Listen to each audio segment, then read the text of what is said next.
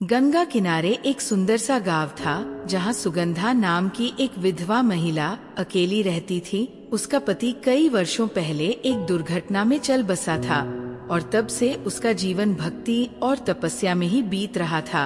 वह प्रतिदिन सूर्योदय से पहले उठती गंगा में स्नान करती और अपने आंगन में तुलसी की पूजा करती। गांव के लोग उसकी निष्ठा की सराहना करते, परंतु विधवा होने के कारण समाज ने उसे एक अलग दृष्टि से देखना शुरू कर दिया था। वो सब कुछ सहती रही क्योंकि उसे संसार से अधिक ईश्वर की भक्ति पर विश्वास था। एक दिन गांव में एक साधु महात्मा का आगमन हुआ। वे गेरुआ वस्त्र धारण किए हुए थे। उनकी लंबी जटाएं और तेजस्वी आंखें देखकर लोग समझ गए कि वे कोई सिद्ध महापुरुष है। साधु शिव मंदिर के पास ठहरे और वहां आने वाले श्रद्धालुओं को उपदेश देने लगे। वे जीवन के गढ़ रहस्यों, आत्मा की अमृता और भक्ति के महत्व पर प्रवचन देते। सुगंधा भी मंदिर जाती और साधु के उपदेश सुनती। उनकी बातें उसके हृदय को छू जाती। वह उनकी शिक्षाओं को आत्मसात करने लगी और पहले से अधिक शांत और संतुलित हो गई। अब वो पहले की तरह ही नहीं रहती थी, बल्कि उसे अपने अकेलेपन में भी एक सुखद अनुभूति होने लगी थी। गांव के कुछ लोगों को सुगंधा का ये परिवर्तन अच्छा नहीं लगा। उन्होंने देखना शुरू किया कि वो साधु के प्रवचन सुनने नियमित रूप से मंदिर जाती है और कुछ समय वहां बिताती है। धीरे धीरे लोगों के मन में संदेह उत्पन्न होने लगा। एक अकेली विधवा और एक साधु का यूं मिलना उचित नहीं, जरूर कुछ गलत चल रहा होगा। इस तरह की बातें हवा में तैरने लगी। कुछ संकीर्ण मानसिकता वाले लोगों ने उसके चरित्र पर प्रश्न उठाने शुरू कर दिए। एक दिन जब वह मंदिर से लौट रही थी तो गांव की कुछ महिलाओं ने उसे घेर लिया। सुगंधा, विधवा होकर तुम इस तरह साधु के पास क्यों जाती हो?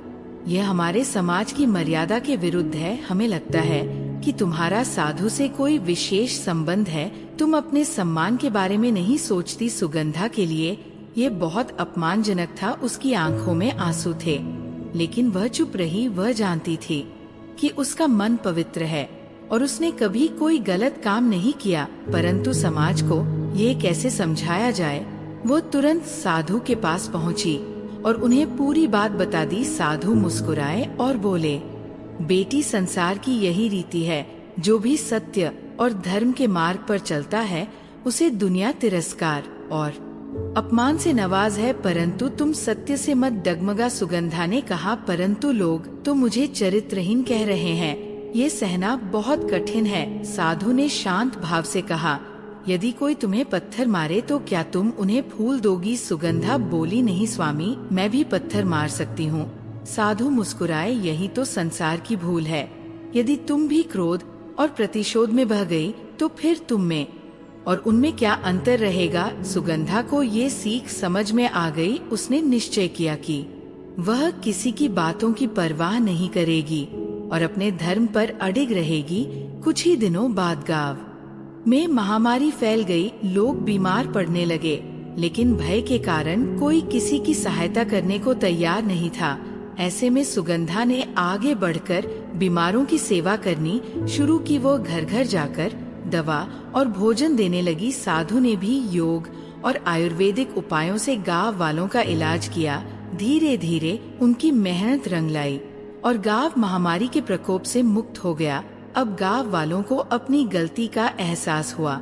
उन्होंने सुगंधा से क्षमा मांगी और साधु की महिमा को स्वीकार किया। कुछ समय बाद साधु ने सुगंधा से कहा, बेटी, अब मेरा यहाँ कार्य समाप्त हो गया है। अब मुझे अन्य स्थानों पर जाकर लोगों की सेवा करनी होगी। सुगंधा की आंखें भर आई, स्वामी, मेरे पास अब कुछ नहीं बचा। साधु ने कहा, तुम्हारे पास तुम्हारी सेवा और भक्ति है, यही सबसे बड़ा धन है। सुगंधा ने साधु को प्रणाम किया और वे आगे बढ़ गए। अब सुगंधा के मन में कोई भय नहीं था। वह जान चुकी थी कि संसार की निंद और प्रशंसा अस्थायी है, लेकिन सच्ची भक्ति और सेवा ही जीवन का सबसे बड़ा उद्देश्य है। उसने अपने शेष जीवन को लोगों की सेवा में समर्पित कर दिया। इस कहानी से हमें ये शिक्षा मिलती है कि सत्य के मार्ग पर चलने वाले को समाज का विरोध सहना पड़ता है, लेकिन अंततः सत्य और धर्म की ही जीत होती है। कहानी पसंद आई तो वीडियो को लाइक करके चैनल को सब्सक्राइब जरूर करें। धन्यवाद।